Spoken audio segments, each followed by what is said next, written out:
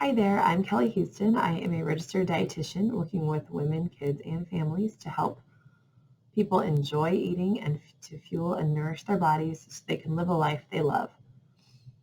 In keeping with the New Year's resolutions that abound right now, I want to talk about goal setting. Last week we talked about perfection and goal setting, and this kind of stays along those same lines. I hear a lot from clients that it's hard to take definitive action in a certain direction because they're not sure what's best. They always want to do what's best. Very admirable quality.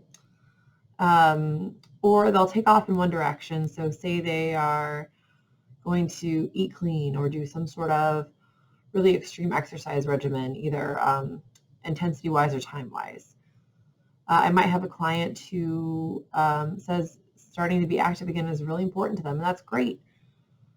There are a lot of researched benefits that show that exercise and movement can be really beneficial for mental and physical health.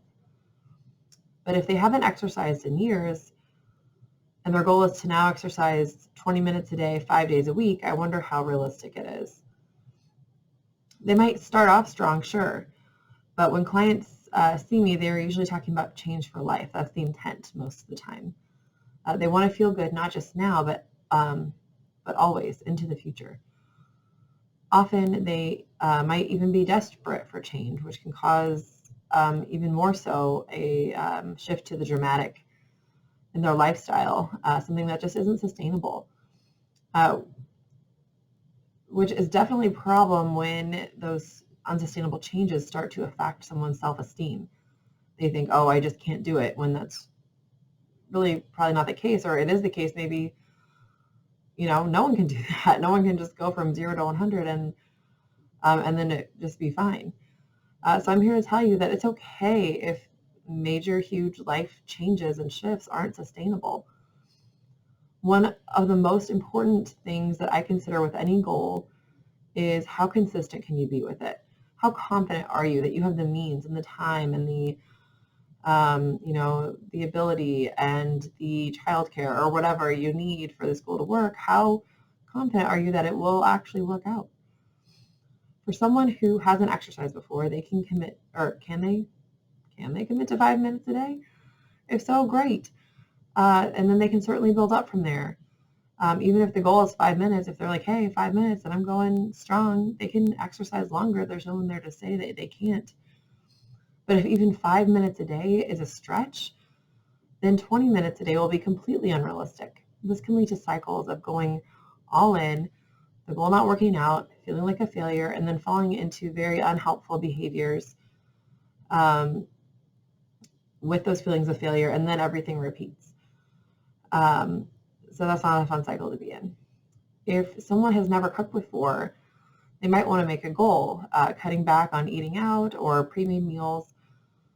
But to have a goal now to never eat out will likely lead to failure unless there's some sort of huge shift in the mindset or priorities. So my recommendation is to focus on 1 to 3 things that you really want to see change in. Plan out time each day or each week that you can devote to those things. And then see how things change over time. Do you like the way that you feel when you're being consistent with those goals? Can you be consistent with those goals and those items that you set? If you find you can't be consistent, look deeper. Why? What can you change so that you can find success? And that is what I work on with clients in the follow-up. We might have a seemingly perfect plan. I try to iron out the nitty-gritty details with clients when they are first coming to me and we're making a plan for change.